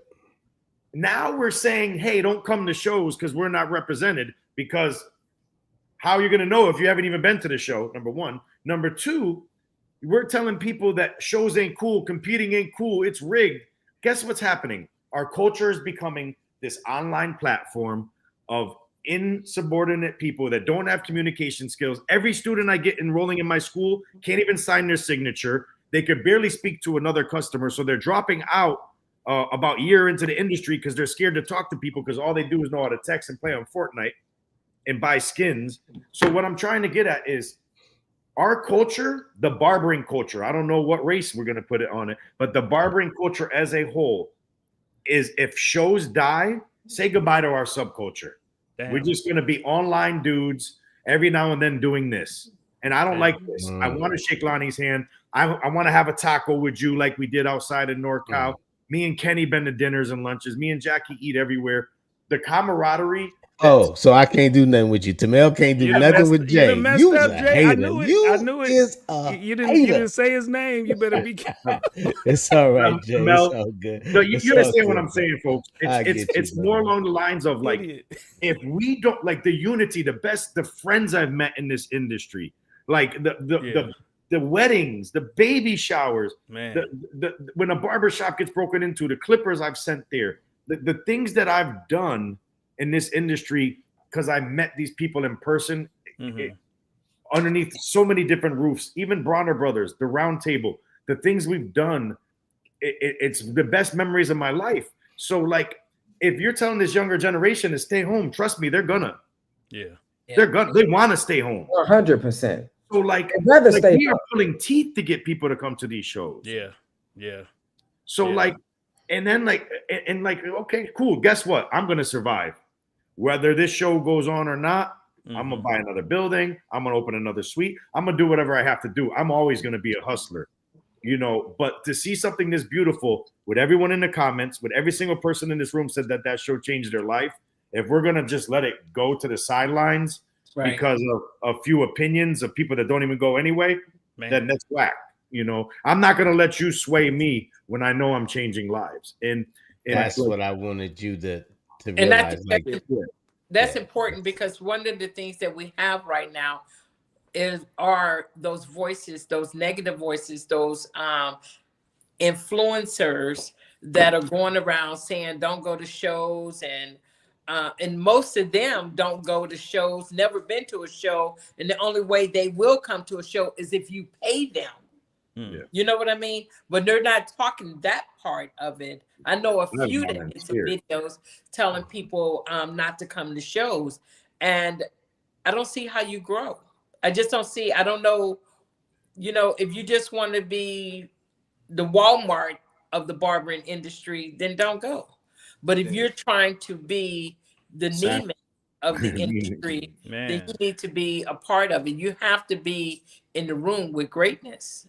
That's what I love about it. That's what I experienced, and I just never knew there was so much greatness out there. I learned something. I didn't know you barbers were doing it like that. And a lot of our clients don't. We did a promo video, me and Lon, for our last barber battle, and I put it up on my display screen at the shop.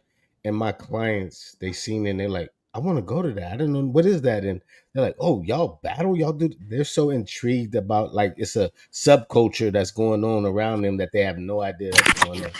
But I have this saying that I say, I don't let people with 2% have 100% of my attention.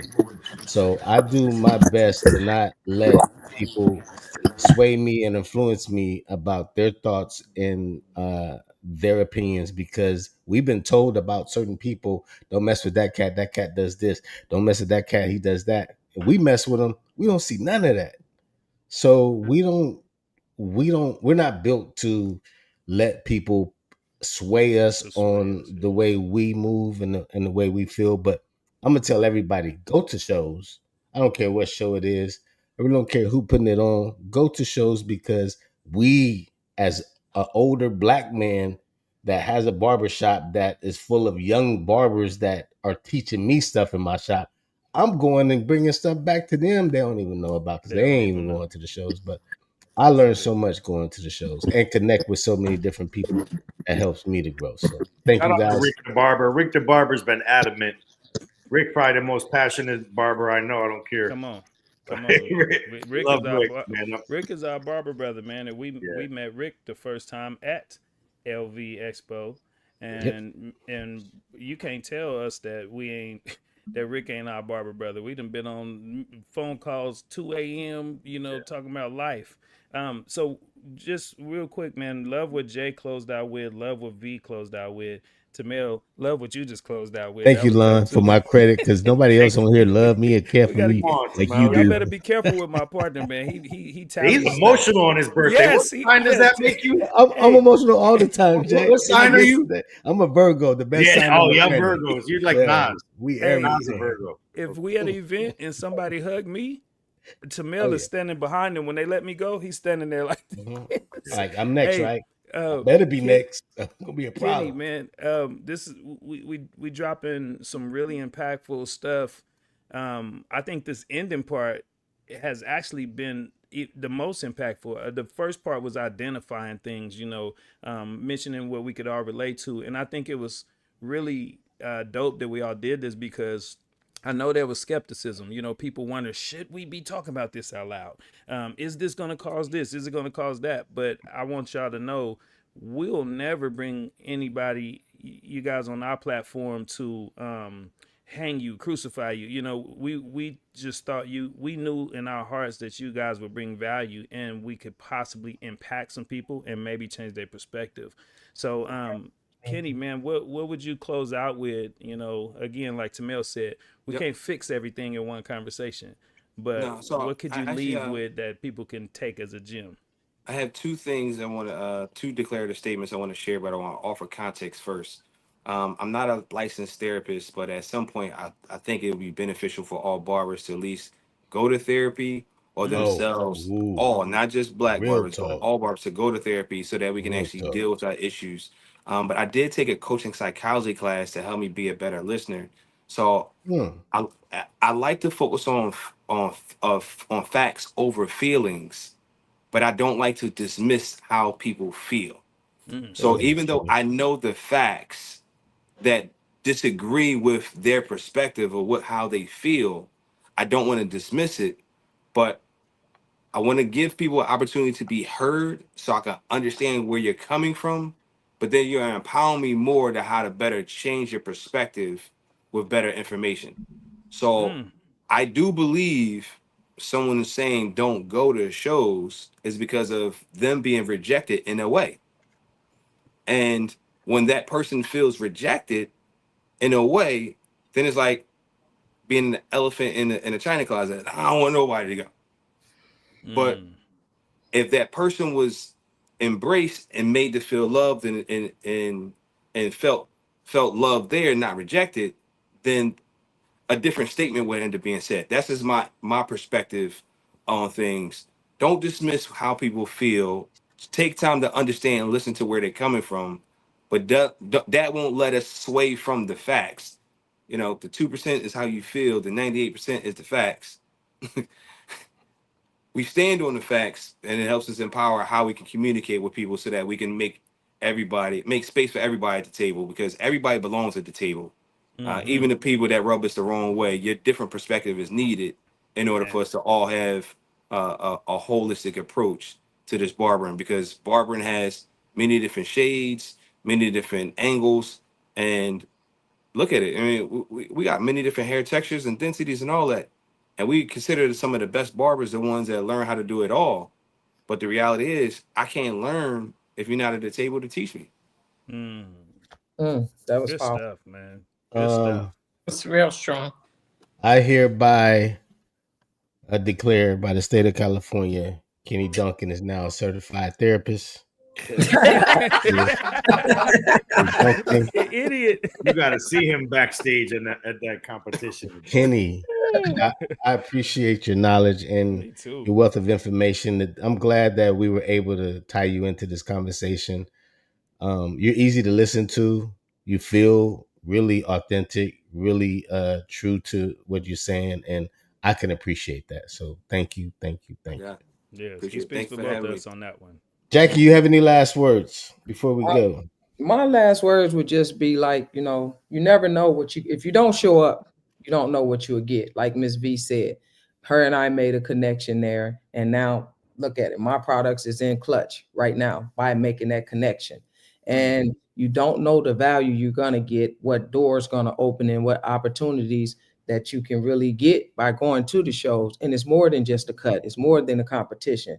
Like you said, Kenny, it's meeting and being next to some of the greatest barbers in the world.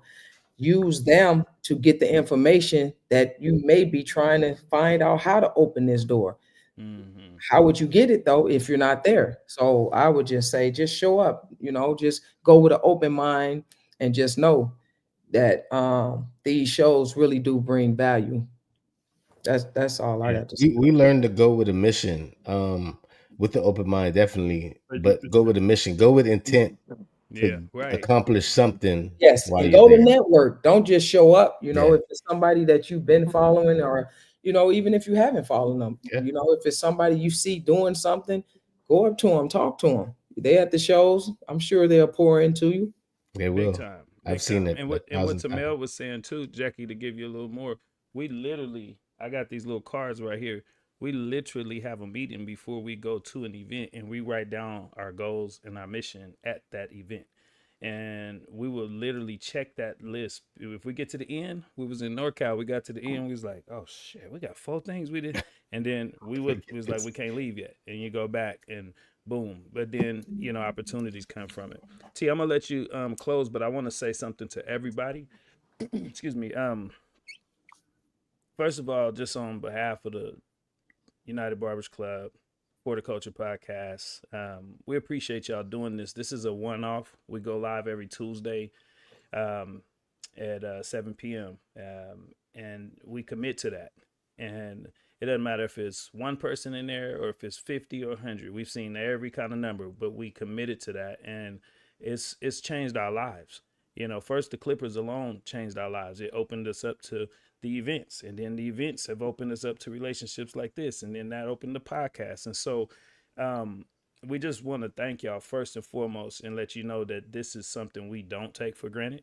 You guys are, some of y'all on different time zones. Yeah. This is a big deal. So some people see things from a distance, just like they see Jay's show and your show and your show, and see you educating. They just think, I just want to do that, but they don't know what it takes to put all that together. Look at what we did all week just to put this together. So I want to publicly thank you all from us, first and foremost. And then I want to leave you with this. Barbers and even barber suppliers, we're pillars in our community. We hear this all the time, right? We're pillars in our community. And I just want to tell y'all, for you to take the time, like, you're not getting paid for this. You just have enough passion to where you gave us your most valuable thing tonight. You gave us your time to help other people out. If didn't nobody understand who you guys were before this, they would be crazy to see and hear this and to not realize how passionate you guys are about this industry. So my last words are, you're not just pillars in your community, man. Y'all are pillars to our industry. And just thank y'all so much, man. We love y'all and appreciate y'all so much for giving us your time and all your input tonight. Thank you for having us. I appreciate it. My pleasure, because that's what I'm here for. Whatever I could do, like if I could get one person, that mean I done my job. Amen. Big deal. All right, guys, we're gonna close out. If you guys want to hang out, we'll see you backstage right after this outro. Everybody that's watching this, stay blessed. Make it out to at least one show before this year is up. Get a good feel, get a good vibe of everything that's going on, and bring that back to your communities. All right. And that one show could be the Las Vegas Barber Expo this September. Tell them, Jackie. Tell them. It's definitely a great event. I'm telling y'all, don't y'all miss that. Don't miss out. 7, 28, 27, the Black. And Hey, Jay. Y'all and the pre-party is September the 27th. Yeah.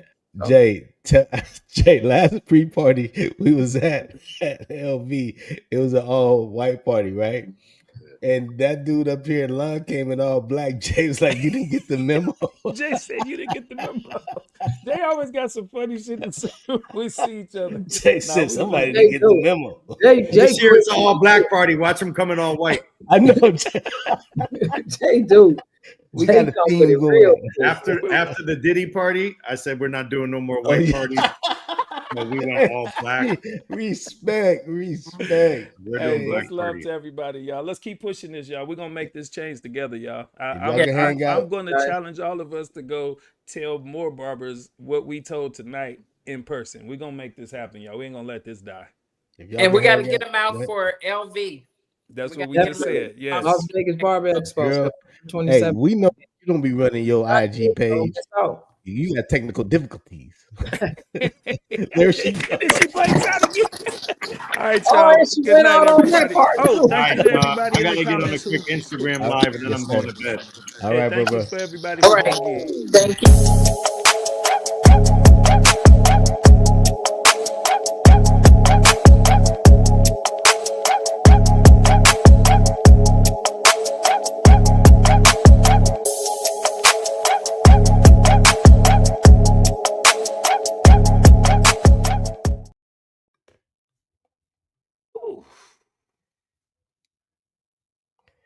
Hey. Great show. Great shows, Jackie. I know you're trying to kick off and Miss B. You had me cracking up, girl. Ooh, girl, you had me cracking up. That was good stuff. Cracking up. Let's kick her. Let's kick her. Yep, and Bam. Yep. Bug. Yep. I was doing the same. I was like, yep, and yep. Click everybody up. T, you got us live still, fool. Let me end it. This dude, nigga.